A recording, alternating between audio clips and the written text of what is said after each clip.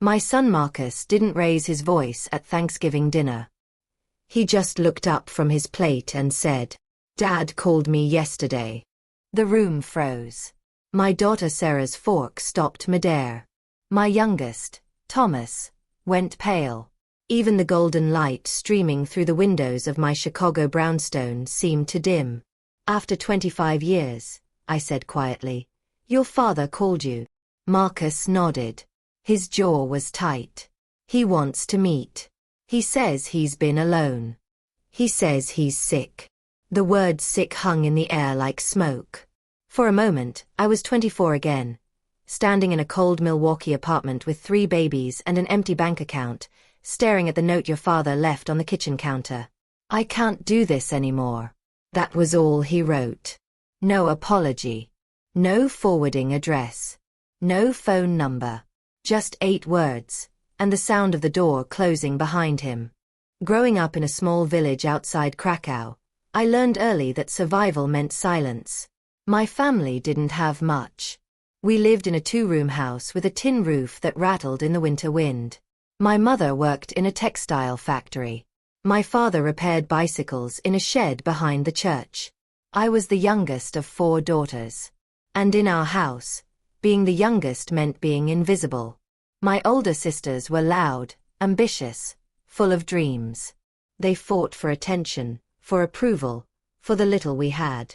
I learned to step aside. I learned to make myself small. I learned that if I didn't ask for much, I wouldn't be disappointed. When I was 19, I left Poland with a single suitcase and a promise from a cousin in Milwaukee. There's work here. You can build a life. I believed her. I believed in America the way you believe in a story you've never lived but desperately need to be true. I arrived in Milwaukee in 1978. It was January. The cold bit through my coat like teeth. I didn't speak English. I didn't know anyone except my cousin, who worked double shifts at a bakery and barely had time to look at me. But I worked. I cleaned houses. I waited tables. I learned English by watching soap operas in the break room of a diner on North Avenue. And then I met him. David. He was American. Confident. Charming. He had a smile that made you feel like you were the only person in the room. He told me I was beautiful. He told me I deserved better than cleaning other people's houses. He told me he would take care of me. And I believed him. We married 6 months later in a small courthouse ceremony in downtown Milwaukee. My family wasn't there. His family didn't come either. It was just us, and a clerk who misspelled my name on the certificate. Within 3 years, we had 3 children. Marcus, Sarah, Thomas. I thought I had finally built something that was mine. But the cracks started early. David worked construction. Some months, the money was good. Other months, there was nothing. He drank. Not every night, but enough. And when he drank, he became someone else. He didn't hit me. He didn't have to. His words were sharper than fists. "You don't understand anything. You're lucky I married you. No one else would want you." And I believed him. Because deep down, I still felt like that invisible girl from Krakow, the one who learned not to ask for too much. When Marcus was 5, Sarah was 3, and Thomas was barely walking, David started staying out later. He said it was work. He said it was overtime. He said it was none of my business. I didn't push. I told myself it would get better. I told myself that if I just worked harder, stayed quieter, made things easier, he would stay. But one morning in March, I woke up and he was gone. The apartment was silent. His clothes were missing from the closet. His tools were gone from the garage. And on the kitchen counter, next to an empty coffee cup, was a note. "I can't do this anymore." No explanation. No apology. No phone number. Just 8 words. And the sound of my children stirring in the next room, asking for breakfast. I didn't have time to fall apart. I had 3 mouths to feed, rent due in 2 weeks, and no idea where David had gone.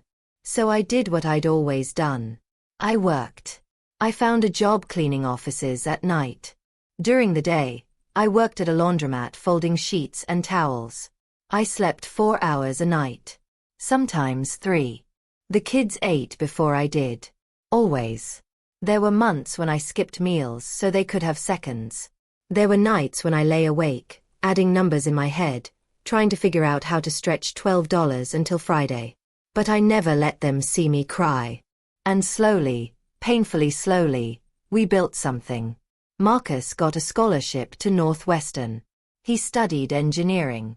He graduated top of his class. Sarah became a lawyer. She works for a firm in downtown Chicago now, advocating for immigrant families.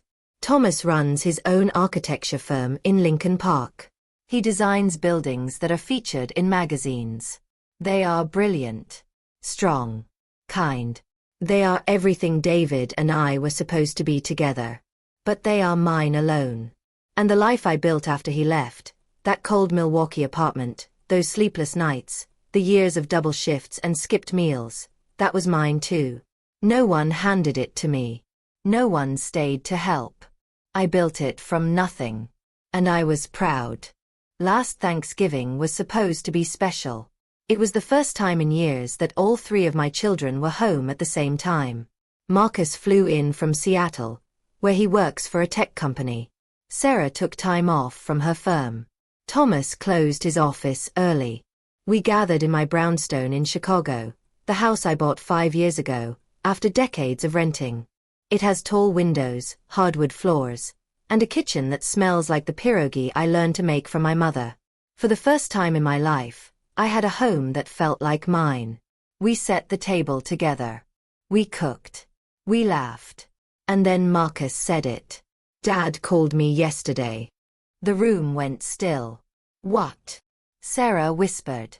He called, Marcus repeated. Out of nowhere. He said he's been thinking about us. He said he wants to reconnect. Thomas set down his glass. After 25 years? He said he's sick, Marcus continued. Cancer. Stage 3. He's alone. I didn't move. I couldn't.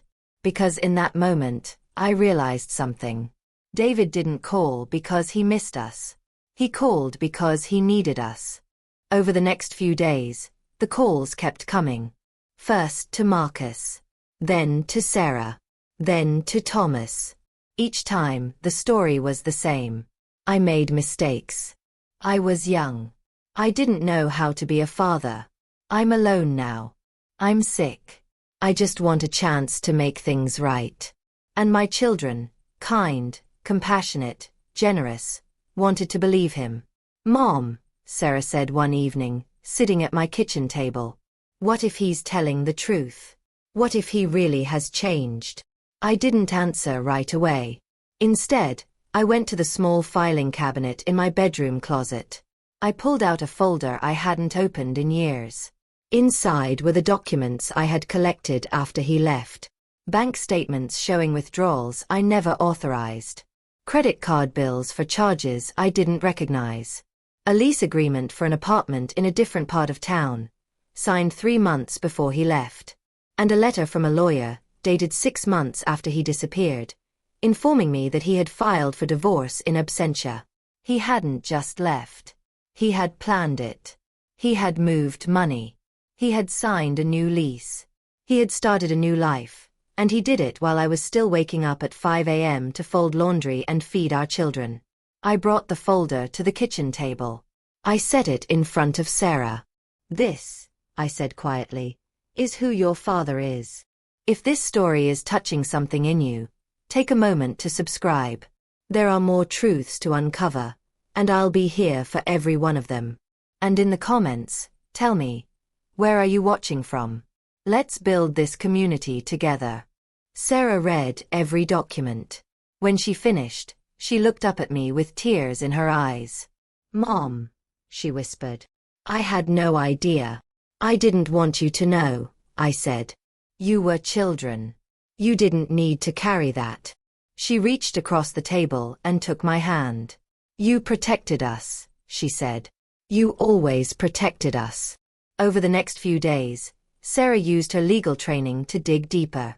She found records I didn't even know existed. David had remarried. Twice. Both marriages ended in divorce. He had started businesses that failed. He had filed for bankruptcy. He had moved from state to state, Illinois, Arizona, Nevada, Texas, always running, always starting over. And now, 25 years later, he was alone. Sick. Broke. And looking for the family he had abandoned. He's not looking for forgiveness, Sarah said. He's looking for a safety net. That night, I sat in my living room, staring out at the Chicago skyline. For 25 years, I had told myself that I was over it, that I had moved on, that David no longer had power over me. But the truth was, I had never confronted him. I had never told him what his leaving had cost. I had never drawn a line. And now he was trying to come back, not as a father, but as someone who needed to be saved. I thought about my children. Marcus, who worked 70-hour weeks because he was terrified of ever being poor again. Sarah, who couldn't trust men because the first man she ever loved had walked away without a word. Thomas, who built buildings for other people but still rented an apartment because he was afraid to invest in something permanent. David didn't just leave me. He left scars on all of us. And I realized, if I didn't speak now, those scars would never heal. 2 weeks later, David asked to meet. He wanted to come to my house. He wanted to see the kids. I said no.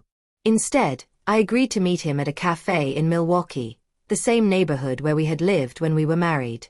Marcus, Sarah, and Thomas insisted on coming with me. We drove together from Chicago. The car was quiet. When we arrived, David was already there. He looked older, thinner. His hair was gray. His hands shook slightly as he lifted his coffee cup. He smiled when he saw us, a hopeful, fragile smile. "Thank you for coming," he said. I didn't smile back. I sat down across from him. My children sat beside me. "You said you wanted to talk," I said. "So talk." He cleared his throat. "I know I made mistakes," he began. "I was young. I didn't know how to handle the pressure. Stop," I said. The word came out calm. Quiet. But it cut through his rehearsed speech like a blade. He blinked. "Anna, You didn't make mistakes," I said. "You made choices." I reached into my bag and pulled out the folder. I set it on the table between us.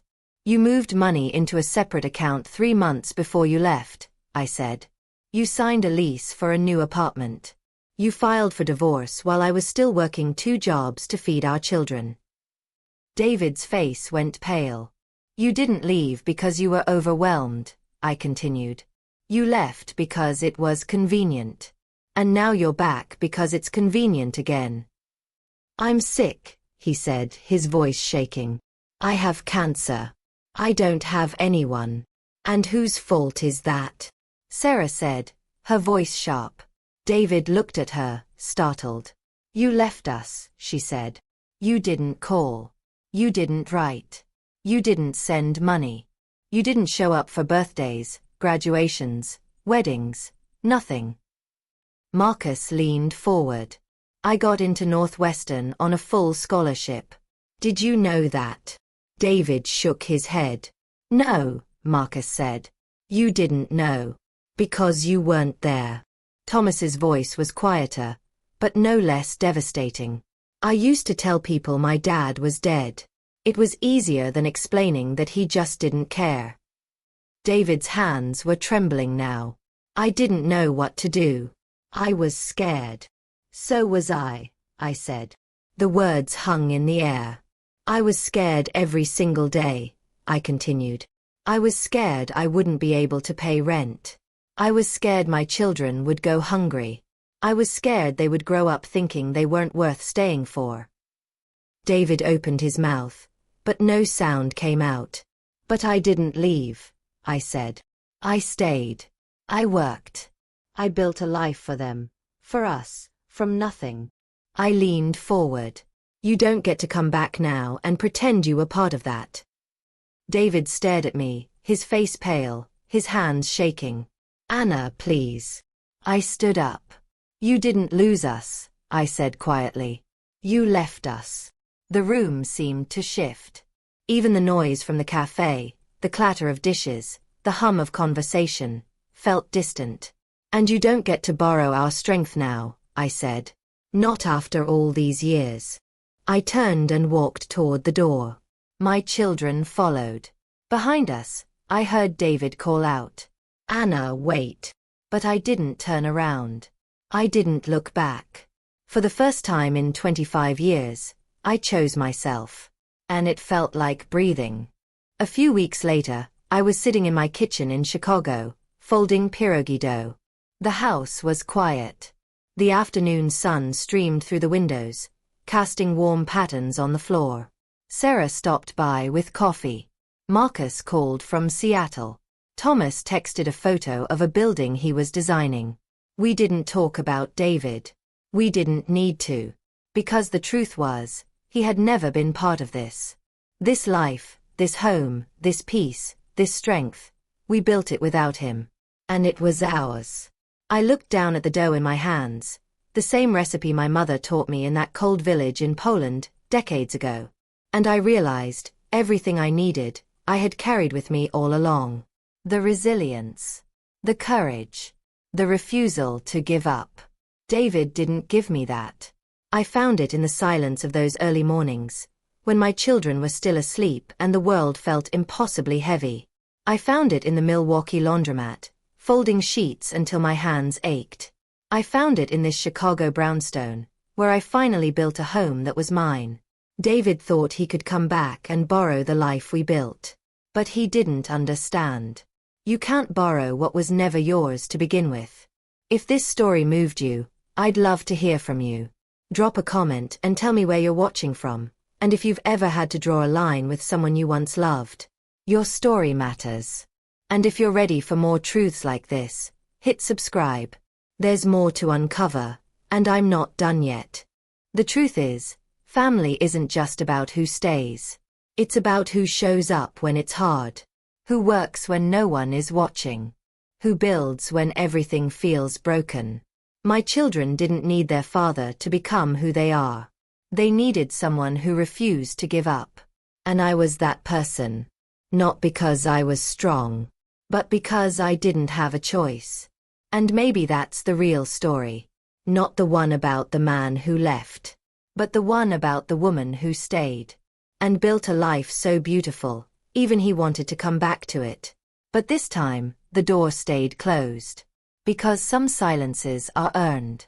And this one, finally, peacefully, belonged to me.